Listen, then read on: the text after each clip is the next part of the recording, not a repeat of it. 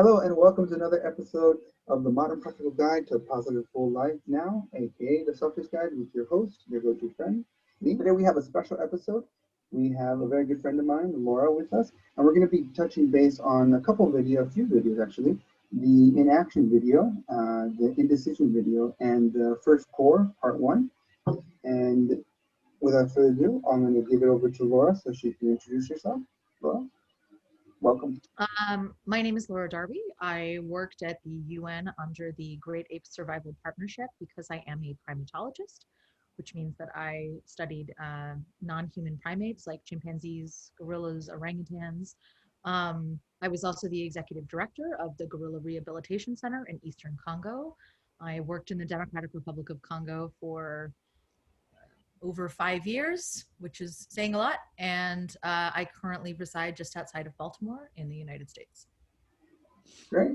Thank you. And thank you for coming on. We greatly appreciate it. And as I always say, time is the greatest gift you can give anyone. So thank you for being on the show. And if you don't mind, you had a question on the Inaction video. Do you mind reading it for me? How do you overcome the fear of making the wrong choice, or if you chose the thing that won't be useful in a year instead of the thing that would have been? Yeah, it's a very good question. And I think it's a very legitimate fear that everyone has or should have. Um, and it's not easy to address unless you address it specifically to the individual. I think that ultimately one needs to be happy, even if you spent a year figuring out what you shouldn't have done, that you figured it out. I think a lot of times we let this fear cause an action, and so we end up doing nothing. And as I said it before, in this world, those who do get rewarded, whether they do well or not. And so you have to make sure that whatever happens, you don't let it stop you from doing something. If you are fine with that, and we're talking about after the fact, then I think the best thing to do is to dwell on the fact that you learned this lesson. So many times we go through life and we don't learn, or we never do, and then we just regret the inaction. And so I think that the fear beforehand is good, and it shows that you care about what's going on. But afterwards, if the decision was wrong, just remember that in that moment, you made the right decision. Nobody knows the future, and if you would go back and do it again, unless you somehow magically know the future now, which you wouldn't, you would do the same thing because you're trying to do the best thing for Laura. And so I would just say to don't let that fear keep you from inaction. And later, when it does go wrong, if it goes wrong, just try to learn from it. Take the things that went well and continue that, and ideally learn from the things that didn't go well and try to fix that for next time.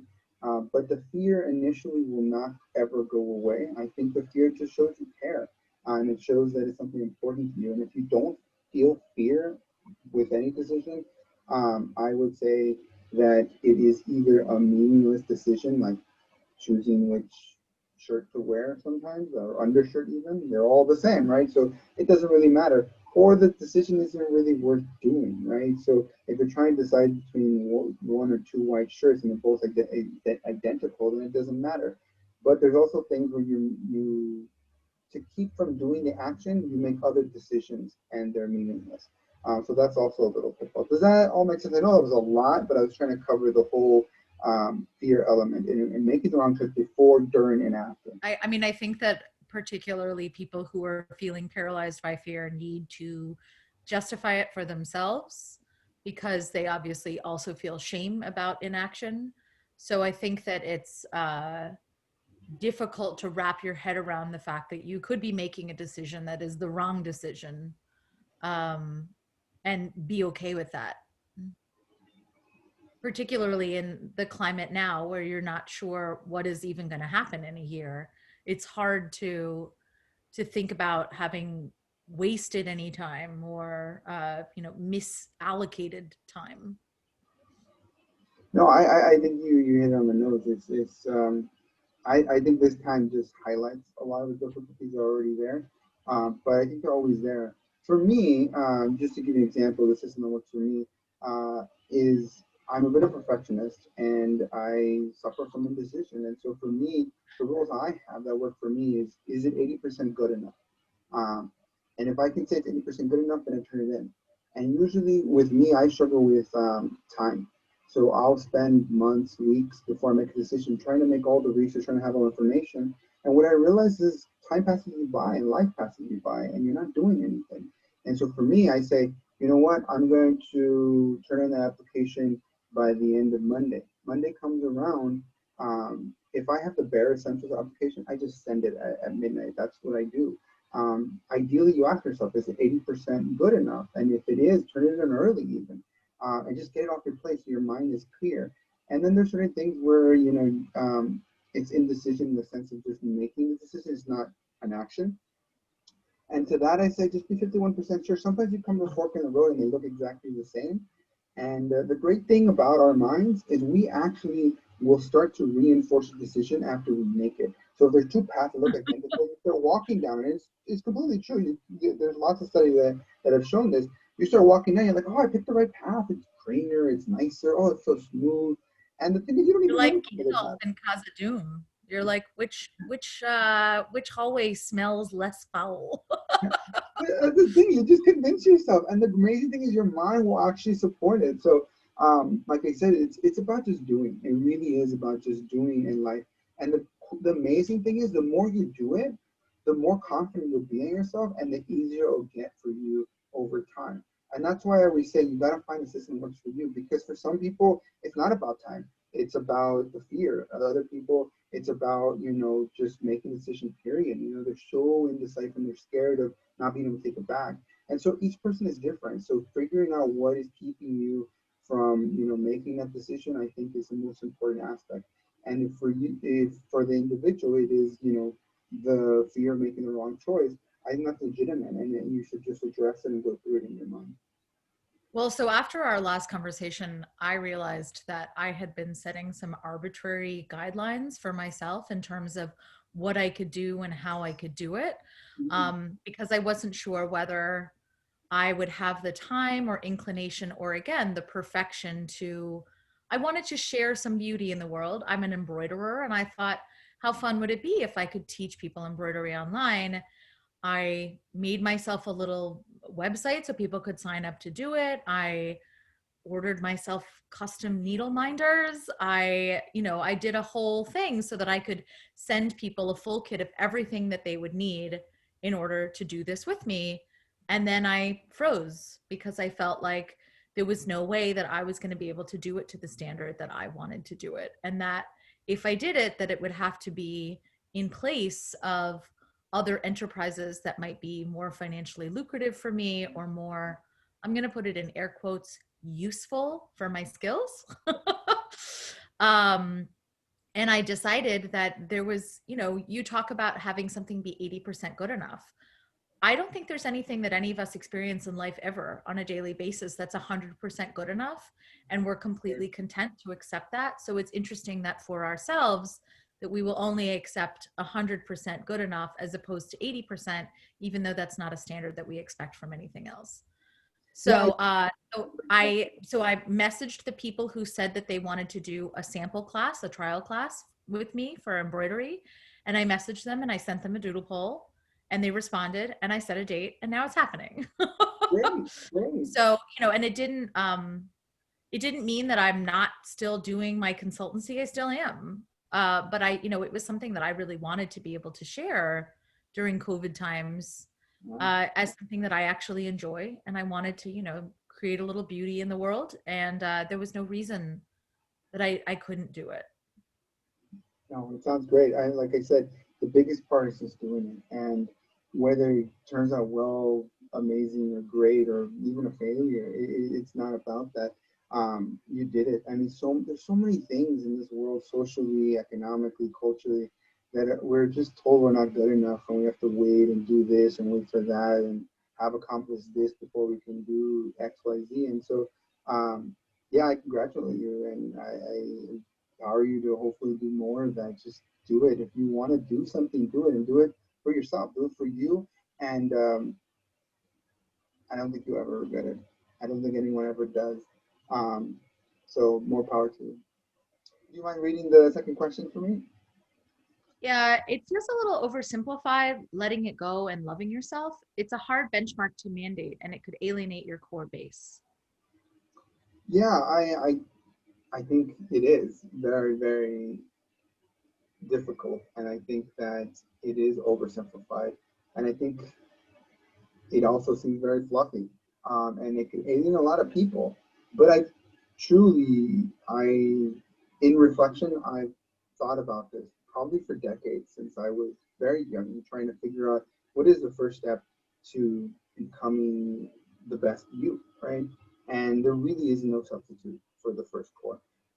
I thought about it philosophically, psychologically, mental. I mean, I've thought about many, many different angles, lots of experience, reading lots of biographies, and I think that those who can do the first core can pretty much do anything else. The second core is just that much more amazing. But once you can, if you get the first core, you can do anything you want. You put your mind to, because the first core, it's saying that I'm not gonna do this because other people are going to accept it. I'm not going to do this for my partner. I'm not going to do this for my kids.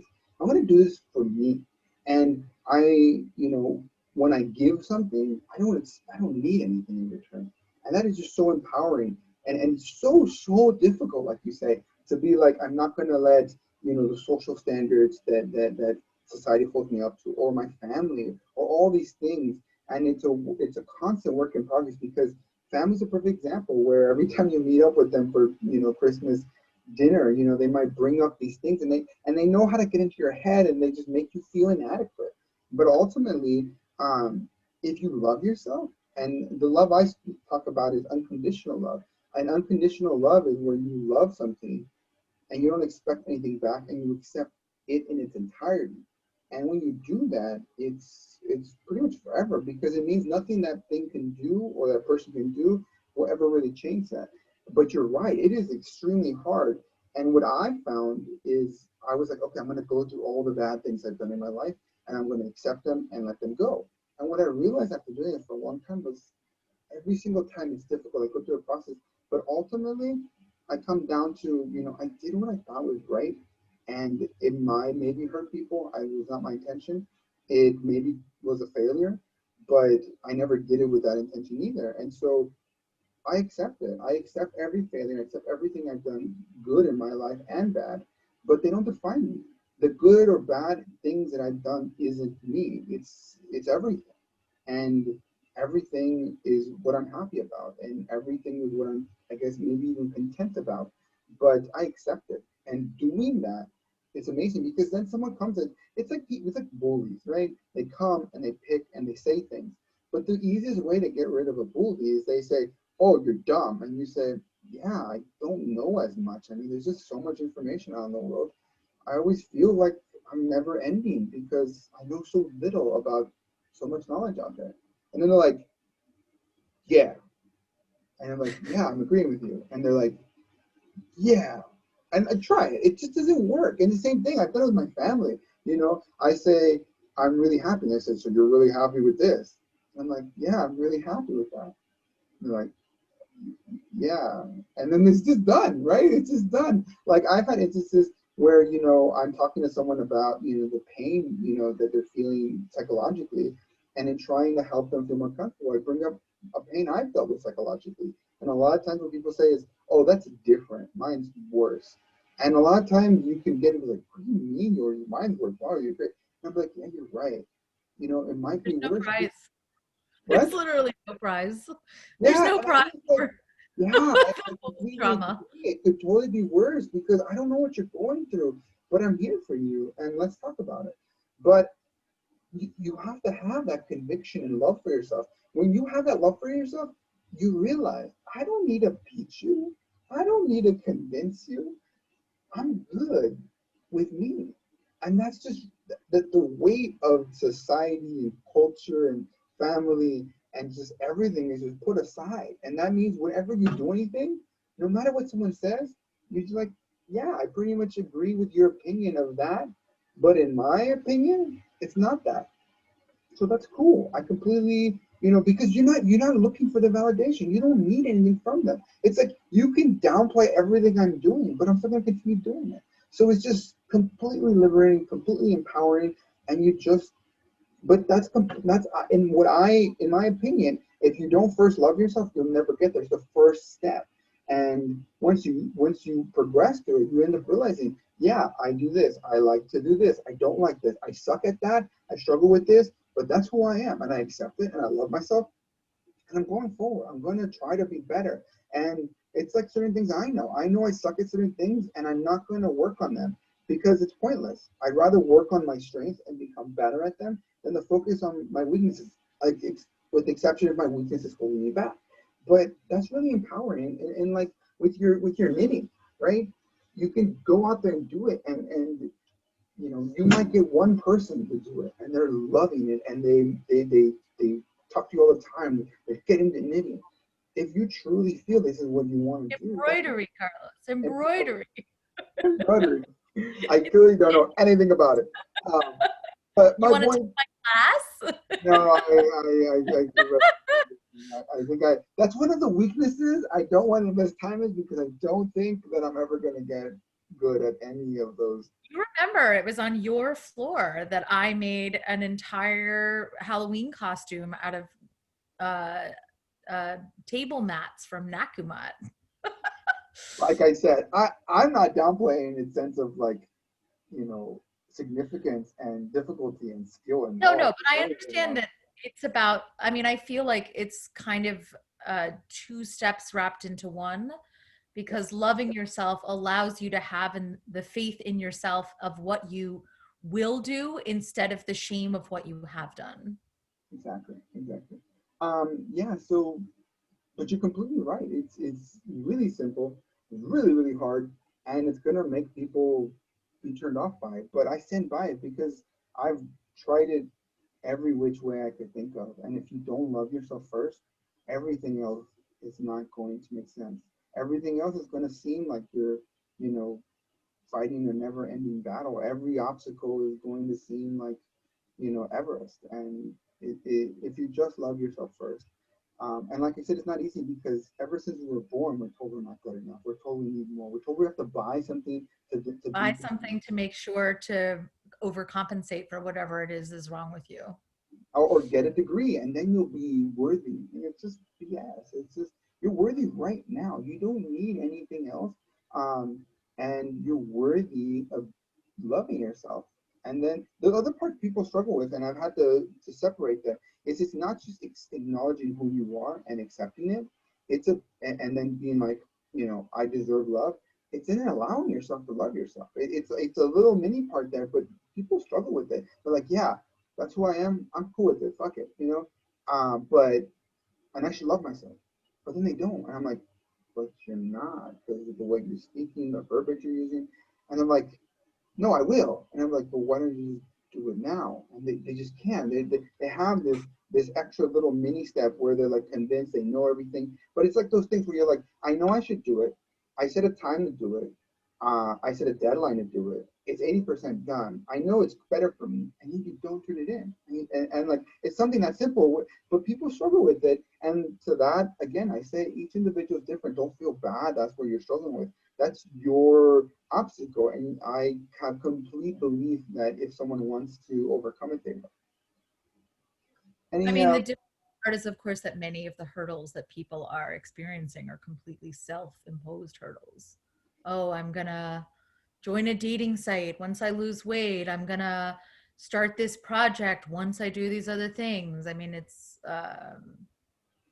we make sure to make it as difficult on ourselves as possible. No, and you brought up a good point, and one of the I do talk to people about it is we don't hold others to this standard. It's ridiculous, right? A lot of times when I have somebody struggling with this, I tell them, okay, close your eyes. Imagine this person, and I just describe a random person, and then I give them the scenario, twist it a little, and then I would say, do you think that person did a good job? They're like, yeah, they did a great job. And I'd be like, I just gave you the same situation you just gave me that you're saying it's shit and it's horrible and you're not good enough and you can't believe you made such a big failure. And they're like, Oh yeah, that's yeah. Oh yeah. Now that I guess it's just a small part of it, and everyone's really gonna look at the big part. And I did so well in this other part, and blah blah blah. And I think a lot of times it's when you truly accept yourself, it's a lot easier to step out of your own world and take out your ego, and then just look at it. And when you look at it, you're just nicer to yourself because you're able to see it from a very logical, pragmatic, just factual base. And if you look at your life, the decision you made or the action you're in, and pretend it's somebody else, almost always you're like, you can do it. Like you're doing amazing. Keep at it. And you're like, why can't you just tell yourself that? But like you said, it's because Graciousness that you extend to others and withhold from yourself. exactly, exactly. Um, would you mind reading the last question, please? Some of the concepts from the core are hard for me to visualize. Is there eventually going to be an accompanying PDF or a visual to-do list or slides or something for me to look at? That is a very good question. It's a question I get a lot. And to that, I would say to look up the tips and suggestions in reference to exercise video. All those are very good. And I'll address specific ones here, but listing things is always a very good one. Some people have very negative feelings towards listing things. They think they're pointless. If it's not for you, and I guess ultimately it comes under that. You need to figure out the exercise that is good for you or good for me is different. And it's good for each individual. And so that's the reason why I don't put them out there, because I find that whichever one I pick first, if someone reads it, then and it doesn't fit with their personality or the person they are, then they're like, this is just a bunch of BS, and they just dismiss all the rest. They don't actually finish reading them. But it's why I kind of jumbled them all up in there and just threw them in there, because you're right, it helps a lot. But without knowing the person, without knowing what you're struggling with, it's really difficult to. I mean, think about it. When we were discussing the first core, we discussed, all these little smaller steps, and it really the core is really about, you know, loving yourself. That's it. It's simple, like you say, but it's extremely difficult. And each of those have little steps, and each of those steps is going to be different for the individual. Um, but the one I do suggest that works for me personally, in my experience, works for a lot of people, is lists, is making lists of things, and that could be making lists of the good things, and making lists. But some people just don't see themselves in good light. So make a list of all the good things. Other people think that the bad things they've done somehow are just horrendous to some like really ridiculous degree. Inexcusable. Yeah, and then I'd like write them down, and then they write them down. And when they write them down, there's something about writing things down. You're like, and then pretending that someone else did them, and you're like, it's not that bad, right? And it's again, we go back to those things. We just hold ourselves to these high standards because of all these things we grew up with, that are telling us that we need to be perfect. But it's just unnecessary and just unrealistic, right? No one is perfect. Like you say, we never reach 100%. It's why we're so much inaction. And so ultimately, whatever suggestion exercise is best for you is going to be specific to you. But I'll go over a couple just to give you an idea. Um, with the loving yourself, I say like I just mentioned, listing all the good things, listing all the bad things, and then seeing that sometimes it's as simple as being go over the worst one. Does that really define you? Is that really who you are now? Does that, you know, encompass everything you are? And almost always people say no. I mean, it definitely, frame the person to be a certain way if it's really big, but that doesn't define the person entirely. And to that, I would say, you see, you're not one thing. So no matter how bad that thing was, you're not that one thing.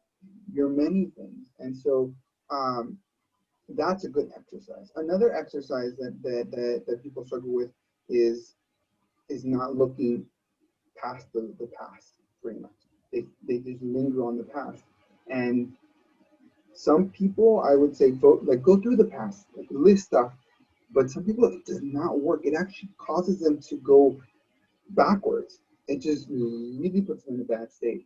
And to that, I would say, well, let's focus on the future. And one of the exercises I do in one of the videos as well is You write down where you see yourself in 5, 10, 1 year, whatever you're trying to think about it and formulate a plan for.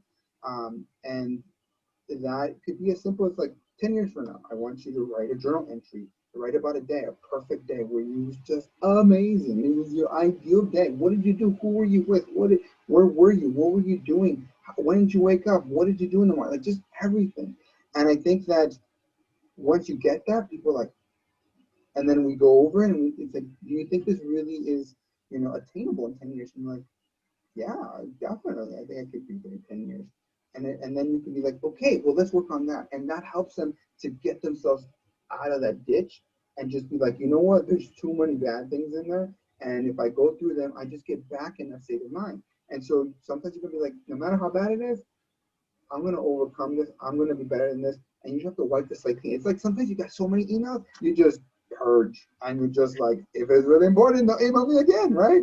And it's scary, but sometimes you got to do that. And so you have to be focused on the future, right? But again, it just depends. I can't tell somebody to purge their email just because it's a good, it works sometimes. It has to be something that works for that individual.